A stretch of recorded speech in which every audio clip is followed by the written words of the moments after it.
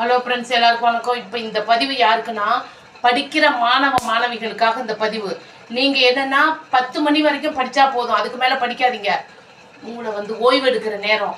இந்த நேரத்தில் நீங்கள் முடிச்சிட்டு இருந்தீங்கன்னா படித்ததெல்லாம் மறந்து போயிடும். அதேமாரி காலையில் நீங்கள் 5 மணிக்கெல்லாம் எழுந்திரிக்கணும். 5 மணிக்கெல்லாம் நீங்கள் எழுந்திரிச்சிங்கன்னு வச்சுங்க, நீங்கள் காலையில் படிச்சிங்கன்னா படிக்கிறது எல்லாம் நைட்டு படித்தது எல்லாம் அப்சர் ஆகிடும். ரெண்டாவது தினமும் அன்னன்னைக்கு நடத்துகிற பாடத்தை நீங்கள் அன்னன்னைக்கே எழுதி பார்த்துக்கணும். படித்ததை எழுதி பார்த்தா தான் உங்கள் மனசில் நிற்கும், எக்ஸாம்பிள் ஈஸியாக எழுதலாம். அதுக்கப்புறம் என்னென்னா, பரீட்சை ஹாலுக்கு போகிறதுக்கு முன்னாடி காலையில் நீங்கள் என்ன சாப்பிட்டு போகிறீங்கன்னா, எண்ணெயில் செய்த எந்த ஒரு உணவையும் சாப்பிடாதீங்க. ஏன்னா கொலஸ்ட்ரால் உள்ளது. சாப்பிட்டீங்கன்னா அங்கே போய் தூக்கம் வந்துடும். நீங்கள் ஏதோ அரை வயிறாக சாப்பிட்டு போங்க. விவேகானந்தர் என்ன சொல்லியிருக்காரு? பசித்திரு, விழித்திரு, தனித்திருன்னு சொல்லியிருக்காரு. ஏன்னா பரீட்சை டைமில் எக்ஸாம் எழுதும் பொழுது பசித்திரு, நம்மளுடைய வாழ்க்கையின் தாகம் பசித்திருக்கணும்.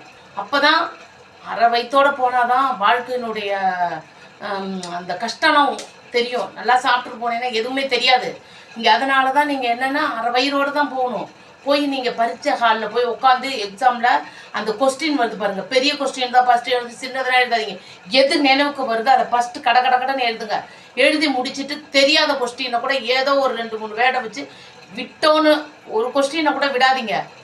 தெரிஞ்சதனால தெளிவாக எழுதிடுங்க ஃபஸ்ட்டு. ரெண்டாவது அந்த கொஸ்டினுடைய நம்பர், அது ரொம்ப முக்கியம். நீங்கள் கவனமாக அந்த நம்பரை போடணும். இல்லைன்னா அவ்வளோதான், முடிஞ்சிருச்சு. அந்த நீங்கள் எழுதி கஷ்டப்பட்டு எழுதி அதுக்கான மார்க்கும் உங்களுக்கு கிடைக்காது. நீங்கள் எல்லாருமே வாழ்க்கையில் சாதிக்க பிறந்தவர்கள். தமிழ்நாட்டில் உள்ள இத்தனை மாணவ மாணவிகள் இவ்வளோ பேர் இருக்காங்களா, இவ்வளோ நல்லா படிக்கிறாங்களான்னு உங்களை எல்லாரும் பாராட்டணும். நீங்கள் எப்படி வேணாலும் இருங்க, ஃப்ரெண்ட்ஷிப் கூட எப்படி வேணாலும் இருங்க. ஆனால் வாழ்க்கையில் படித்து வேலைக்கு போய் பணம் இருந்தால் தான் ஃப்ரெண்ட்ஸுங்கெல்லாம் ஒத்துமையாக இருக்க முடியும்.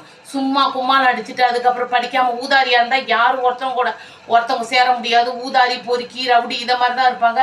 தப்பாக தான் சொல்லுவாங்க. எல்லாத்துக்கும் நீங்கள் யாருங்கிறத நிரூபித்து காட்டணும்னா நீங்கள் அது கல்வி மூலயமா தான் நீங்கள் நிரூபித்து காட்டணும். படிக்கணும். படிக்கிற டைமில் வேலை செய்யுங்க. வீட்டுக்காக வேலை செய்யாமலாம் இருக்காதீங்க. பெற்றோர்களை மதிங்க. முதல்ல பெற்றோர்களை மதித்து காலில் விழுந்து அவங்கள்ட்ட எக்ஸாமுக்கு போகும்பொழுது வீட்டில் இருக்கிற பெரியவங்க காலில் விழுந்து அவங்கள்ட்ட ஆசீர்வாதம் வாங்கிட்டு போங்க.